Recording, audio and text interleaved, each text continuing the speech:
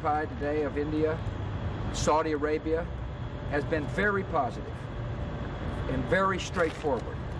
They know what my intentions are. They know my intentions are to find those who did this, find those who encouraged them, find those who housed them, find those who comfort them, and bring them to justice.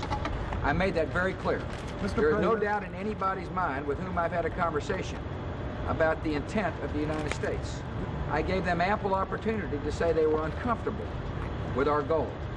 And the leaders you've asked about have said they were comfortable. They said, we understand, Mr. President, and we're with you. Mr. President, the Attorney General is going to ask for enhanced law enforcement authority to surveil and do other things to disrupt terrorism that might be planned here in the United States. What will that mean for the rights of Americans? What will that mean for Americans? Terry, I ask you to talk to the Attorney General about that subject. He'll be prepared to talk about it publicly at some point in time.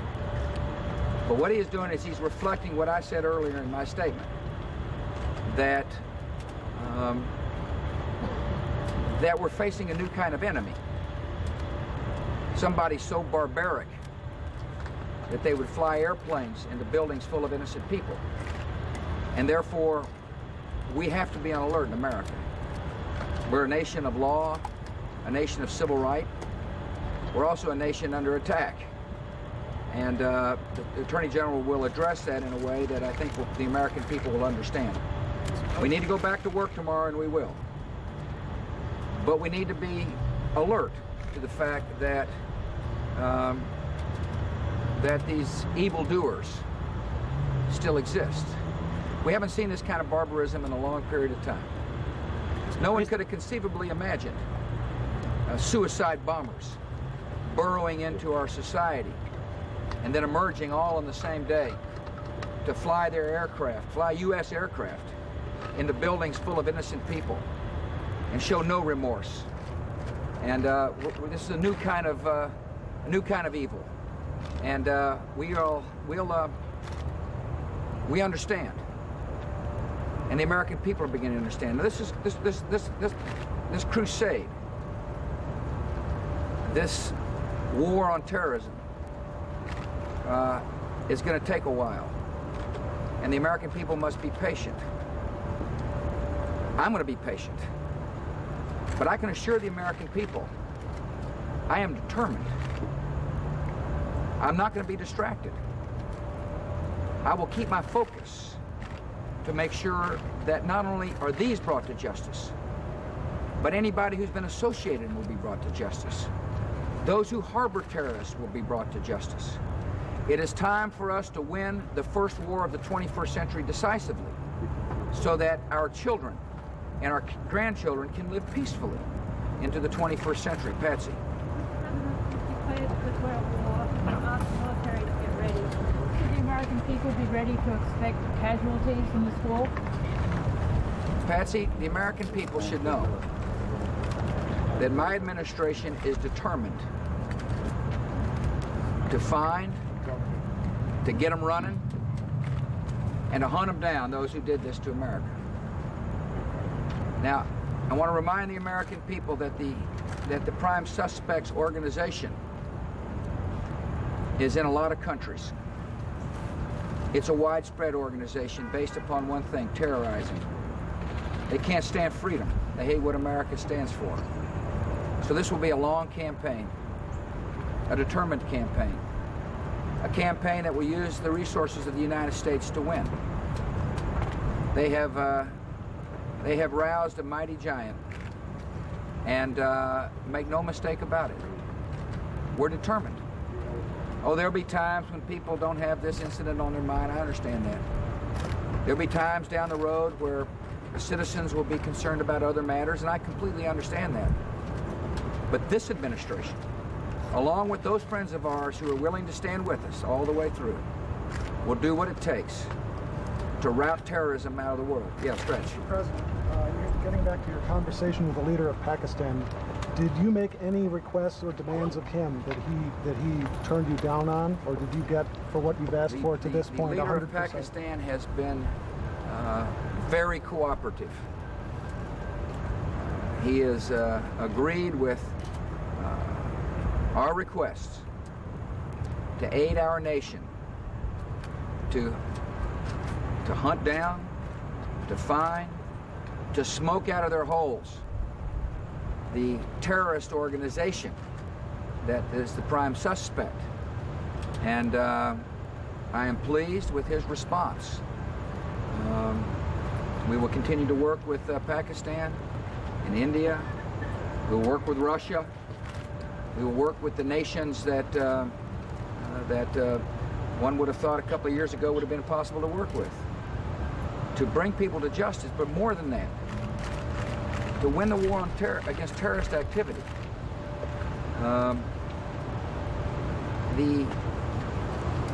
The American people are used to a conflict where there was a beachhead or a desert to cross or known military targets. That may occur.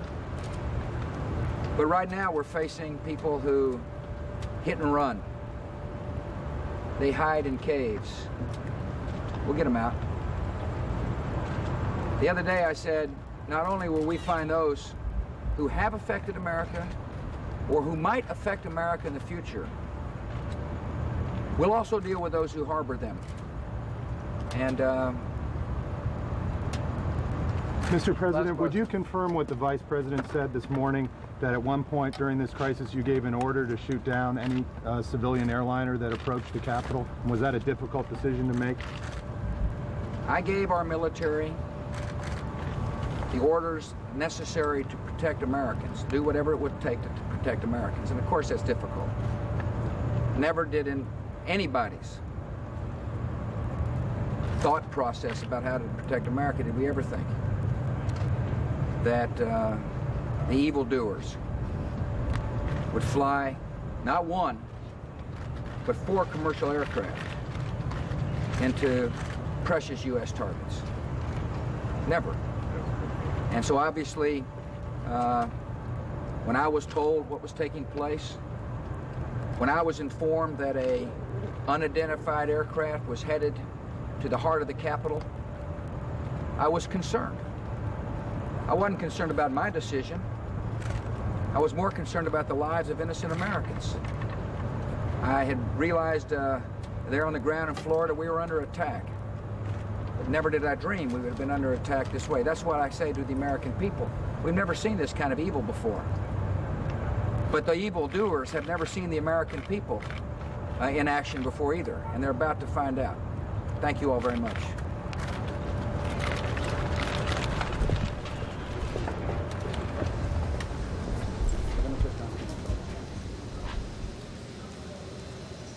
The president keeping up his tough rhetoric as he vows once again to hunt down and punish those responsible for those terrorist activities that we've experienced in this country in the past week, and to win the war against terrorism. I want to run the president's comments across a couple of folks in the audience here. Chris, go ahead. You're active military, I believe, right? Yeah, yes, ma'am. I'd just like to say, first off, I'm proud to be an American, proud that the country's come together for us in these last few days, and hopefully it'll keep it up. Hopefully the challenge will be in the next few weeks and months, however long it takes for us to go ahead and do our job, that you stand behind us, all of us here in this room, all across the country, everywhere, that things get done and the flow of patriotism continues. Tim. Well, I just wanted to kind of expand on what President Bush said. However unfortunate the attack took place on the World Trade Center, it is unfortunately most appropriate because it is an attack on not only the United States, but on the world. That's all I wanted to say. All right, and over here to the top row. This is Omar. Omar. Bush labels bin Laden as a prime suspect, but not that I agree. Not that I'm saying he's innocent. I am saying, that he's innocent or that he is. But what I'm saying basically is that how can he label him as a prime suspect when there's no facts, no proof? Is America making the same mistake as they did with Richard Jewell in the Centennial bomb? How do you know they have no facts and no proof? The fact they have, for example, the cell phone, recording or whatever they bugged. They get a lot more than that, I think. It's not just a cell phone that's going to bring this guy down, I don't think.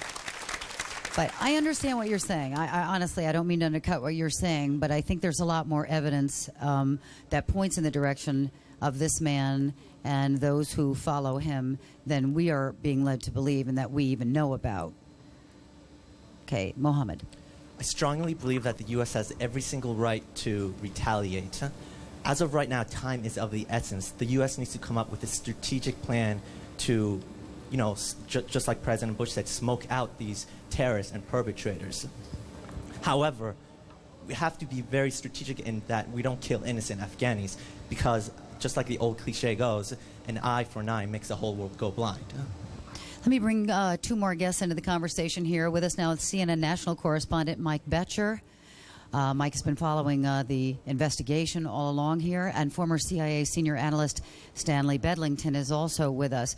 Mike, very quickly, if you could bring us up to date on the latest in the investigation. Well, Bobby, the activity now is in Delray Beach, Florida, where the FBI is currently at an apartment of two people who shared that location, apparently, from the information we have derived. They arrived there this morning. They had first been there earlier in the week, but have come back with 12 agents, some of them wearing protective gear. We have a crew on the way, CNN correspondent Susan Candiotti. They are going into the building with boxes and extension cords and coming out with garbage bags full of items that you would suspect would be some sort of evidence. The two men who shared this apartment are Saeed Al-Ghamdi and Ahmed Al-Nami. Both of those men were on the United flight that crashed into Pennsylvania into a field. So that search is ongoing. We should have more information on that. They have a suburban park there with a trailer behind it. The FBI does, so it looks like they plan on taking a lot of things from that particular apartment. And again, another Florida connection. Now we have a second location that was an apartment where we are told that the FBI has received very useful information. That information coming from our Washington, D.C. Bureau, and Eileen O'Connor, our correspondent there. This apartment was in Jersey City. FBI was there yesterday, and that apartment belongs to Ayib Ali Khan and Mohammed Azmath. Now, these two men were arrested in Fort Worth, Texas, and taken off, detained in Fort Worth, Texas, and taken off an Amtrak train. They are now in New York. They originally, on the day of the terrorist attacks, had been on a flight from Newark, New Jersey, on their way to San Antonio when that flight was diverted to St. Louis after the attacks. They then took a train on the way to San Antonio, but they were stopped in Fort Worth. And again, they are being questioned. They are being detained on immigration charges, nothing more right now. And we have two people in custody with material witness warrants. One of those men was arrested at New York Kennedy Airport, I believe on Thursday. He had a fake pilot's ID. And the second man that is in custody with the material witness warrant was on that list of 25 people that the INS was detaining for immigration purposes, but these are people that federal agents want to talk to, and they're deriving much information from these people as well. Bobby? All right, Mike, stand by if you will. We have a couple of questions about those material witnesses, but I want to ask Stanley, the more that we learn about the suspects who died in these terrorist attacks, we're starting to learn that they may have been under surveillance in this country or may have been on terrorist watch lists. If that is the case, why were they being allowed free access in this country? Well, I'm not certain. It is a free country. I think that is the main answer. And until people have actually committed a crime, then it's very difficult to take action against them. All you can do is basically try and keep them under as much surveillance as is possible under the law. And some of them may have received military training, as we understand it, also in this country. How does that happen? Well, I'm not certain they received military training. We know that they received flying training at a number of flying schools down in Florida. But whether they actually received military training is another matter. Do you think that we can win this war on terrorist activity? Let me just make a point, if I may. This, I think, is the greatest defeat for American prestige since the darkest days of the Vietnam War. We cannot afford not to take some sort of military action, and strong military action. We should also be aware of the immensity of the task. Osama bin Laden has presence in at least 35 countries. All of these need to be wrapped up, and it will take a lot of resources and a lot of time. Let me go back to Mike for a moment here. Mike, when you say that these some of these other people are being detained and one, as we know, has been arrested as a material witness, what does that mean exactly, a material witness? Well, it can mean one of two things. Number one, that the person has vital information relating to the investigation of the case, or number two, has vital information and is a flight risk. So that is what a material witness is. And sometimes what happens is a material witness graduates, let's say, to a serious charge in terms of being a conspirator in some operation that's being investigated by the FBI or federal officials. To the audience quickly, and is it Janice? Can't see her. Janan, can't see her. I support the president's act of retaliation. America is definitely at war. My way of life, our way of life, has been jeopardized. I think that a lot has been taken from our self-esteem, our way of living, and everyone keeps saying innocent lives are going to be lost. Well, our way of living has been taken away, and lives have already been jeopardized. There is not anything more terrible that we have experienced, and I'm really saddened by everything that has occurred. But something has to be done. Unfortunately, there's no love in war. A couple of emails here. Stephen in Hong Kong says, for the sake of justice, I think the civilized world as a whole has the right to punish the terrorists, but we need to be careful enough not to hurt innocent civilians. Otherwise, it wouldn't be different from what the terrorists just did. Dan in Minnesota says, let's give them a shortcut to their heaven. A 10-megaton device should suffice. Stanley, we had some concerns a moment ago from Omar in the audience about Osama bin Laden and the fact that the finger of blame has been pointed towards him by the president and others. We had the same concerns from some folks in the crowd yesterday. There is some belief out there that there is not enough hard evidence pointing toward Osama bin Laden. Can you help us with that? Yeah, I'm afraid I would disagree most strongly with the fact that he is not really a suspect. He is not only a prime suspect, he is the only suspect. In an operation of this nature, which is enormous in its magnitude and its planning, in its resources, you look for an organization that has both the motivations and these resources in order to carry out the attack. The only group on this planet that I can think of responsible, able to carry out this attack is Al-Qaeda, the network run by Osama bin Laden. You know, he had to have thought about what his plan was going, if he is indeed behind this. He had to think about his plan after this attack was carried out. Big advantage for him? Oh, without a shadow of doubt. I mean, there are many, as Mike Shania said earlier in your program, or the previous program, Osama bin Laden is extraordinary, popular in many areas of the Muslim world, rightly or wrongly, of course. But it is a fact that he is very popular. So this, for him, I'm certain he will believe it as a magnet to get more recruits, and probably he would be quite accurate in that assumption. Another question for Mike. How big a web do they think the terrorists have woven in this country, Mike? I mean, I guess the simple way of saying it, a lot of people are concerned, you know, is there a terrorist living next door to me? Well, I don't think that you should take it to that level of paranoia, but let me say this. I'm being told by intelligence sources that there has been a concerted effort, they believe, by Al-Qaeda and other terrorist groups associated with it to infiltrate so-called sleeper cells agents into this country over the years with certain expertise. We do know that Osama bin Laden had been recruiting people with various expertise around the world, and for instance, in this case, he used a lot of pilots. Intelligence sources are telling David Inzor, quote, that the threat is still out there, and I had another one tell me it's not over. So there are people still in this country, but it's impossible to get a number on it. And anyone who says they have a number on it I think is making it up. Up to the audience here, and Chris. Yes, my name is Chris Richardson. I'm president of Emory College Council. We represent 19 colleges and over 100 organizations from across America, and we want to see who did this punish, but we don't want to see that at the expense of civil liberties of Arab Americans, South Asian Americans, or any Americans, really. Diversity is our greatest strength, and I don't think that these men here with me should be punished or racial profiling done against them. I think that we're living in a new kind of world here. This is the new Cold War, the new world order for America. Once we kill Osama bin Laden, 10 will take his place and 10 will take their places. This is the new America.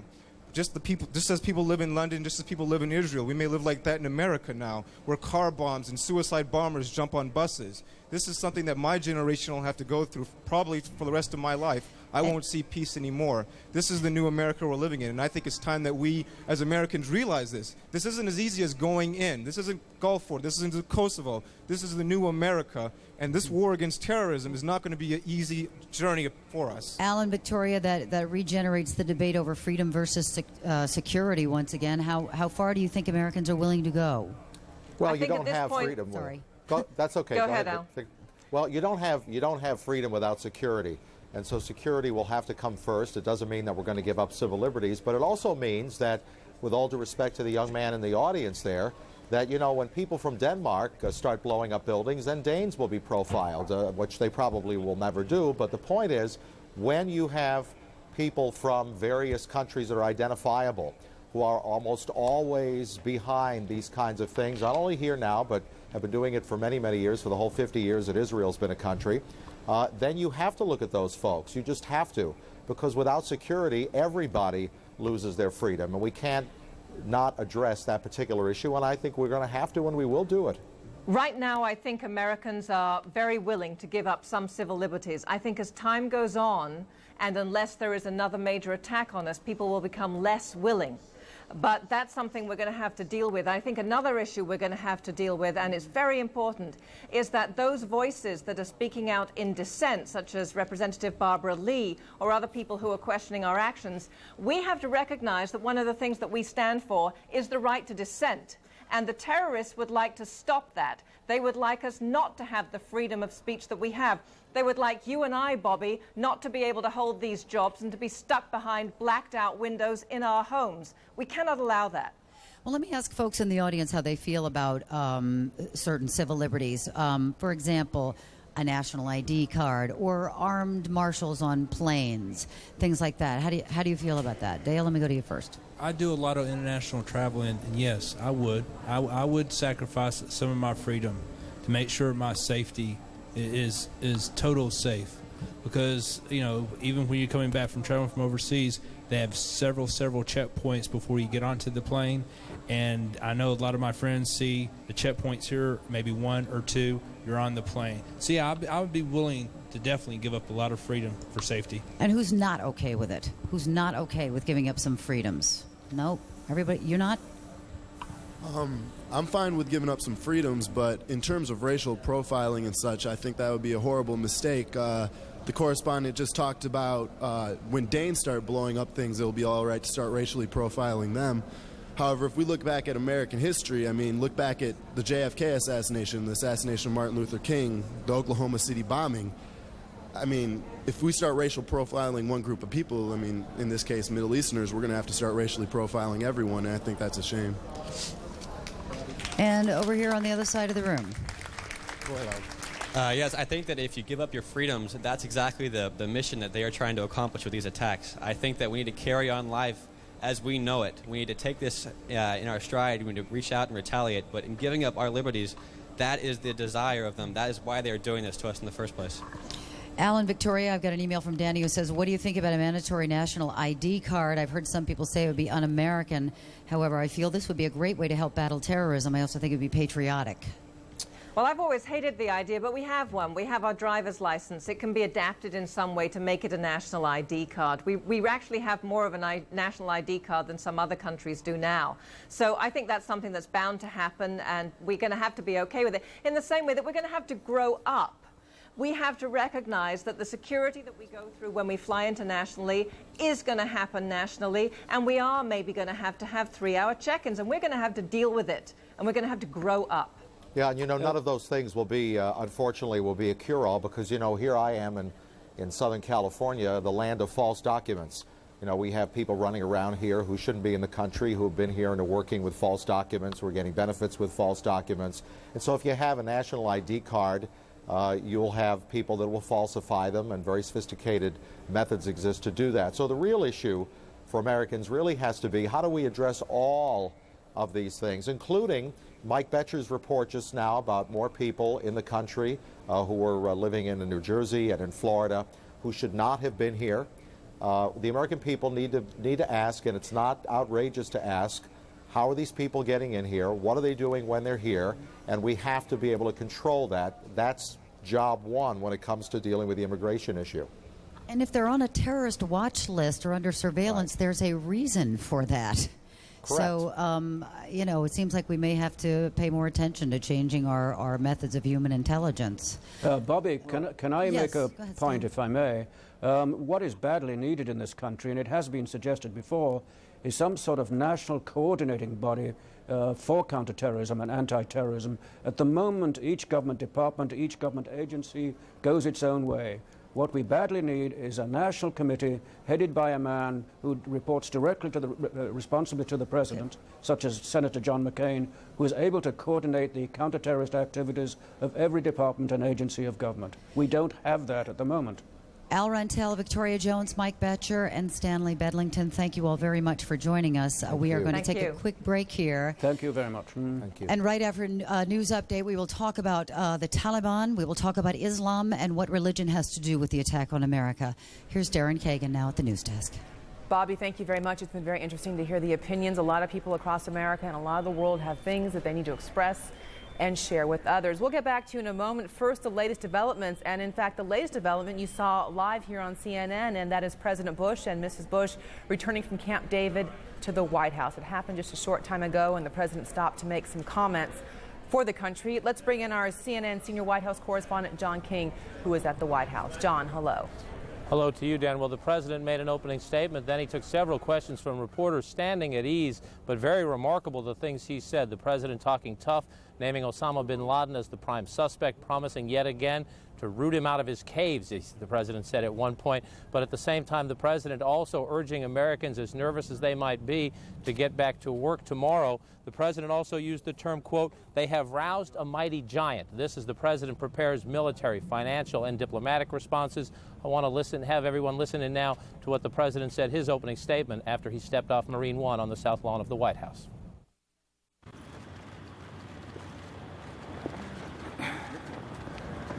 Today, millions of Americans mourned and prayed, and tomorrow we go back to work.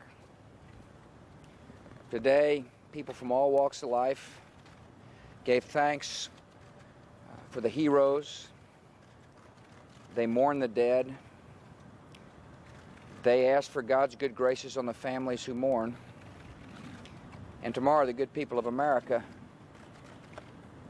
go back to their shops, their fields, American factories, and go back to work. Our nation was horrified, but it's not going to be terrorized. We're a great nation. We're a nation of resolve. We're a nation that can't be cowed by evildoers. I got great faith in the American people. If the American people had seen what I had seen in New York City, you'd have great faith too. You'd have faith in the hard work of the rescuers. You'd have great faith because of the desire for people to do what's right for America. You'd have great faith because of the compassion and love that our fellow Americans are showing each other in times of need. I also have faith in our military. And we have got a job to do.